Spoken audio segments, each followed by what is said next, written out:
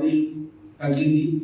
House Burberry by night చాలా పెద్ద irritating subject ఉంటుంది. ఎప్పుడు కూడా ఇల్లు లాక్ చేసి బయట వెళ్ళిన నైట్లో ఏదో దొంగ వచ్చి దొంగతనం చేస్తారు, ఆ భయం ఉండేవారు. సో అది కూడా తగ్గింది, ఆల్మోస్ట్ 15% తగ్గింది.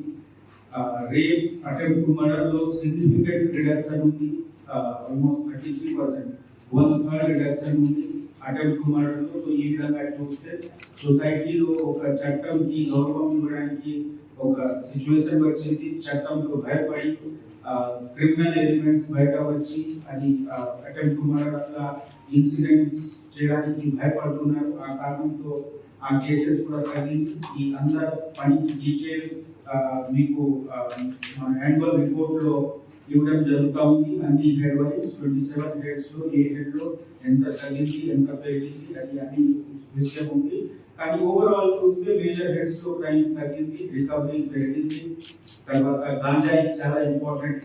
మనము ఒక సంవత్సరం నుంచి చేసిన హార్డ్ వర్క్, మన ఆఫీసర్ చేసిన రెగ్యులర్ పెట్రోలింగ్, మారుమూల ప్రాంతాల్లో కూడా విజిట్ చేసి అబండెంట్ ప్లేసెస్లో నైట్ రేడ్ చేసి ఈ డాగ్స్ యాంటీ-నార్కోటిక్స్ మనకి వాడుకుంటే ఆ నంబర్ ఆఫ్ కేసెస్ కూడా పెరిగింది. 2024లో 95 అయితే ఈ సంవత్సరం 115 కేసెస్ చేయడం జరిగింది. కానీ రికవరీ నార్కోటిక్ సబ్స్టాన్స్ మాదక ద్రవ్యాల రికవరీ ఆల్మోస్ట్ 5 times పెరిగింది.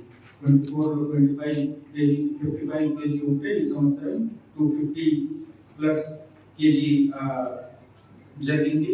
సో ఈ విధంగా అన్ని విషయంలో పోలీస్ పర్ఫార్మెన్స్ ఇంప్రూవ్ చేయడం జరిగింది.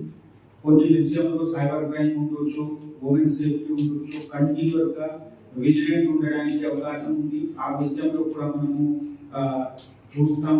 ఈ నెక్స్ట్ ఇయర్లో ఏ విధంగా మనకు ఎక్కడ మనకు ఇంప్రూవ్మెంట్కి అవసరం ఉంది అది కూడా మనము డిస్కస్ చేసి నెక్స్ట్ ఇయర్ యాక్షన్ ప్లాన్లో అది అని ఇంప్రూవ్ చేసి ఈ సంవత్సరం చేసిన పనికి ఫర్దర్గా ఎట్లా ఇంప్రూవ్ చేయాలి ఆ విధంగా కూడా నెక్స్ట్ ఇయర్ కోసం ప్లాన్ చేస్తాం.